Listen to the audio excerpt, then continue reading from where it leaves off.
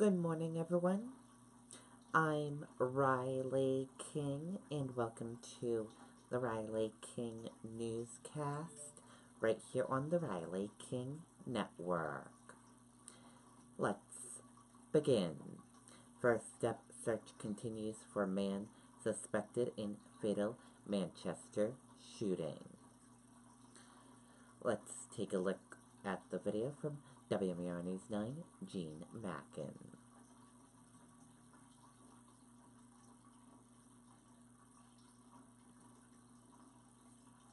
Evening, another search on Maple Street in Manchester. Through the window, you can see an officer holding a gun. This has become a familiar scene over the past 4 days as police search for a suspect in the area of the deadly shooting. 26-year-old Paul Dimmick is wanted in the homicide of Justin Lee. Autopsy results released today show Lee died from a single gunshot to the chest on Friday morning. The shooting on Hanover Street led to a lockdown at Central High School Friday. Students released after the sun went down when police were confident the area was safe.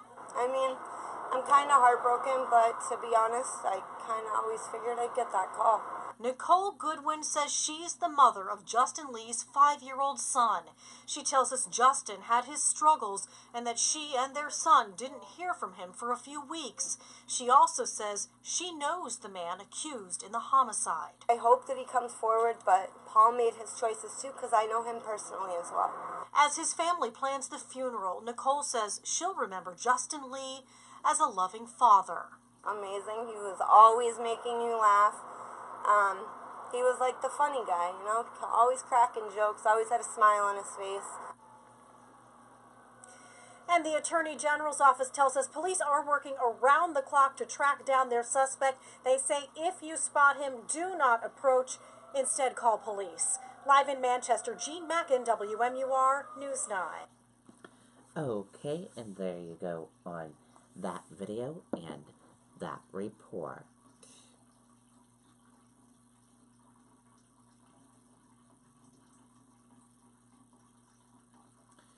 Today is voting day in New Hampshire for the New Hampshire primaries.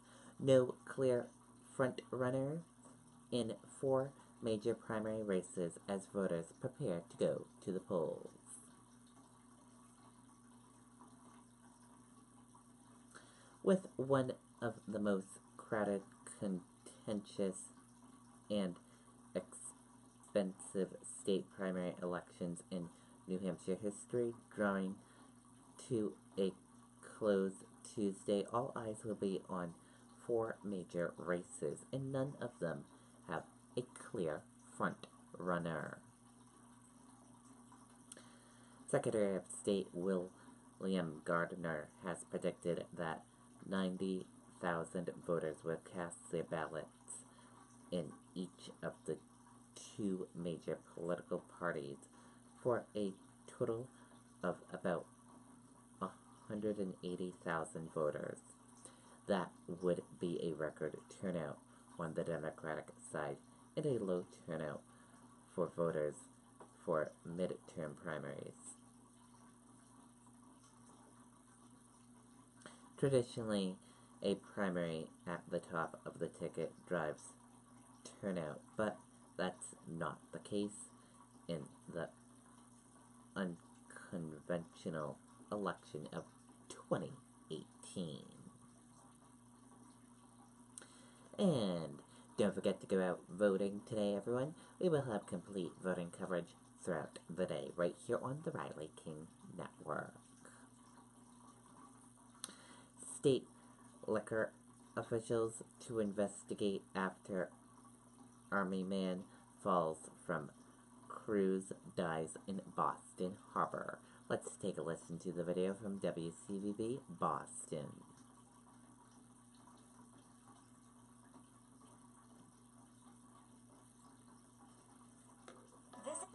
Visit OasisShowerDoors.com and use our estimator tool to design the perfect shower for your home. Whether it's a frameless shower door, steam enclosure, tub slider, or spray panel, let us create your personal oasis at OasisShowerDoors.com. The DA's office is investigating along with the other agencies tonight over this tragedy that happened over the weekend as friends and families mourn the loss of their loved one. 21-year-old Aaron DeBella died Saturday night after accidentally falling overboard while way out in the harbor on a booze cruise. Friends are upset. They say DeBella was in the water way too long and that help should have reached him in time, but did not. Us as friends did everything we could do to get them to stop the boat and turn it around, and at that point when it came down to saving the man's life, the people that were willing to do it couldn't, and the people that could weren't. And we reached out to Bay State Cruises.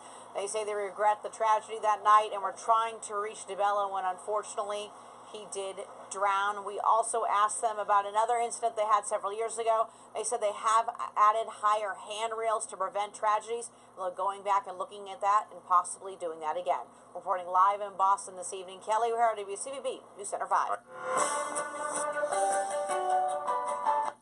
Okay, and there you go on that video and that report. Town of Gorham will now require new sprinkler system in all new homes.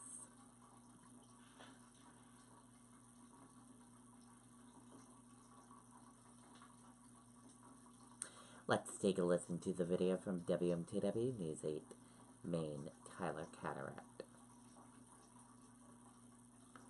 Spectrum's best deal days. Get Spectrum TV, internet, and voice from $29.99 a month each. Spectrum TV with free HD. Spectrum has the fastest internet starting speeds, 100 megabits per second. Get Spectrum TV, internet, and voice from $29.99 a month each.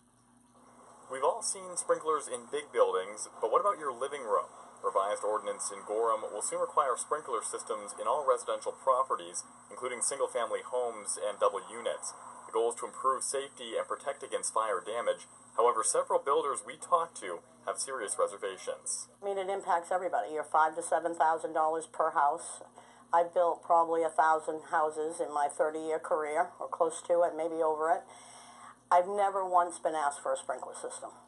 Susan Duchesne says the added cost will get passed on to home buyers. There's also concern about damage if a sprinkler malfunctions in a house. She believes those factors will ultimately deter people from building and buying in town. We think we need to tell everyone how they're going to run their life, and it needs to end. I mean, this is Maine. People should, if they want a two-car garage, they should buy a two-car garage, not a sprinkler system, because Betty Lou thinks they should have one. The ordinance, approved by a 5-2 vote, takes effect in early October. It will apply to all projects that don't have a building permit at that time. Town officials, including the fire chief, were not available to talk with us on camera. They say they're pleased with the new rules and believe they'll help, not hurt the town.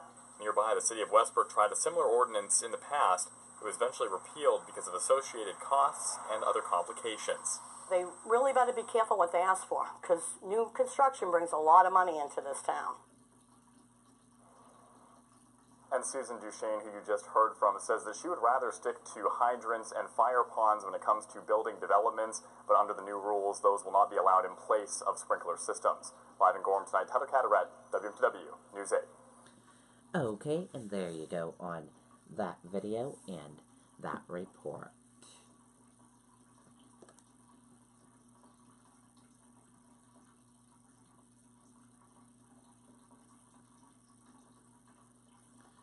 China will see substantial improvement in Russia ties thanks to U.S. tariffs, former PBOC chief says.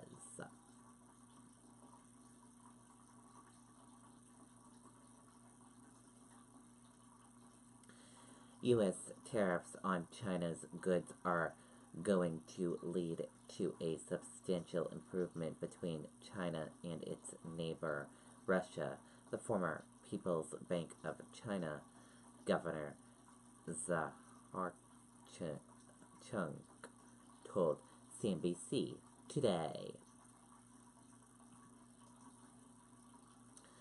Florence strengthens to a Category 4 hurricane. South Carolina coast to be evacuated.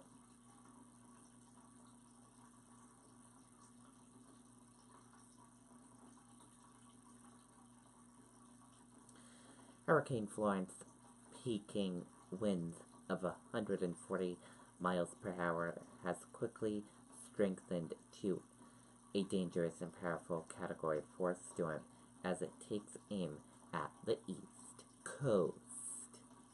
The storm will likely make landfall Thursday evening in North Carolina, bringing a devastating storm surge, powerful winds, and catastrophic flooding. Governor in South Carolina, North Carolina, Virginia, and Maryland are urging residents to prepare. About 1 million people have been ordered to flee the entire South Carolina coast beginning at noon on Tuesday.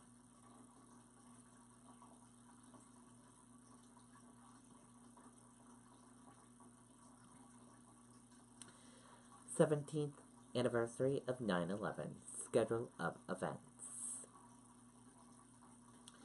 Here is the info for the ceremony to be held at Ground Zero on Tuesday, September 11, 2018, to mark the 17th anniversary of the 9/11 attacks. The National September 11 Memorial and Museum will observe the anniversary by remembering and honoring the 2,983 men, women, and children killed in the attacks at the World Trade Center site, the Pentagon, aboard Flight 93, and those who died in the February 26, 1993 World Trade Center bombing. The ceremony will take place on the 9/11 Memorial Plaza at the World Trade Center site in Lower Manhattan. The ceremony is for family members of victims of the 2001 and 1993 attacks, and they have been invited to participate in this year's readings of names. The 9/11 Memorial Museum will be open solely for family members. The ceremony will pause at 6 moments twice to mark the times that each plane hit the towers, twice to mark the time when each tower fell, and to mark the moments of the attacks on the Pentagon and on Flight 93. The first moment of silence will be at 8:46 a.m. and houses of worship have been asked to toll their bells at that time.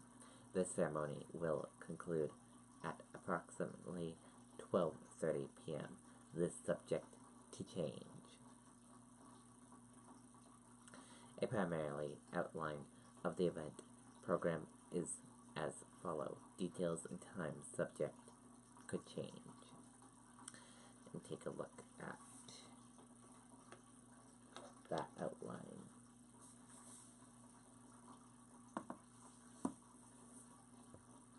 This is the list of times for the event.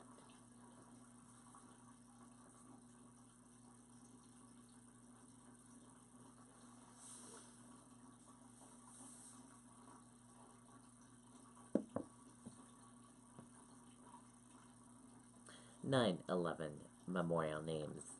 A complete list of the names of the 2,983 victims can be found at the 911memorial.org/namesmemorial. Explore the names arrangement and learn more about each victim using the Memorial Guide. An honor guide made up of individuals representing the FDNY, NYPD, and Port Authority Police will participate in the ceremony. The tribute in light will return for one night as a tribute to all those who were killed on 9/11. The light are located at West and Morris Streets in Lower Manhattan. The lights will be on beginning at